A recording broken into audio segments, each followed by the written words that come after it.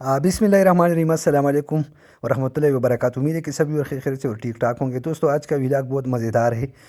तो आज इस व्लॉग में आप लोगों को जो तख्तबाई का सारा कदीमा है उसके बारे में आप लोगों को सब कुछ बताऊंगा कि इसके इस ज़माने का है।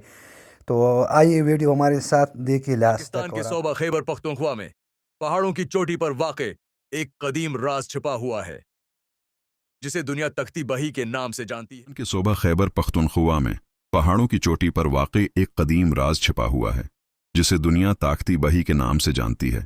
ये सिर्फ खंडरात नहीं बल्कि हज़ारों साल पुरानी एक अजीम तहजीब की कहानी है। तख्ताबाई एक कदीम बुद्धमत खाका बुद्धिस्ट मोनास्टरी है जो तकरीबन पहली सदी ईसवी में तामीर हुई। ये जगह गंधारा तहजीब का एक अहम हिस्सा थी जहां बुद्धमत के राहब इबादत, तालीम और मुराकबा किया करते थे। ये खानकाह तकरीबन 700 साल तक इस्तेमाल होती रही, यानी पहली सदी से लेकर 7वें सदी तक।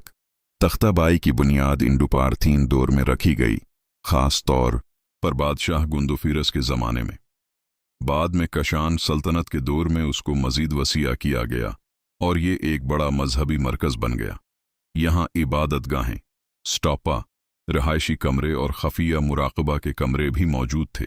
ये जगह इसलिए भी महफूज रही क्योंकि ये पहाड़ की बुलंदी पर थी, जिसकी वजह से हमला आवरों से काफ़ी हद तक बची रही। अब सवाल ये है कि उसका नाम तख्ताबाई क्यों रखा गया। लफ्ज़ तख्त फारसी ज़बान में तख्त या ऊंची जगह को कहते हैं, जबकि बाई का मतलब पानी या चश्मा है, यानी तख्ताबाई का मतलब बनता है पहाड़ की चोटी पर पानी का चश्मा, क्योंकि ये खानकाह पहाड़ की चोटी पर बनी हुई है और उसके करीब पानी के चश्मे मौजूद थे। तख्ताबाई को 1980 में यूनेस्को ने आलमी सकाफती वर्सा करार दिया। ये दुनिया के बेहतरीन महफूज बुद्धमत के आसार में से एक है और आज भी सियाहों और मुहक्किकीन के लिए एक अहम मकाम है। ये हमें ये सिखाता है कि पाकिस्तान की सरजमीन सिर्फ इस्लामी नहीं बल्कि कई कदीम तहजीबों का मरकज़ रही है। तख्ताबाई सिर्फ एक तारीखी जगह नहीं, ये एक दास्तान है वक्त की, तहजीब की और इंसान की तलाशे हकीकत की।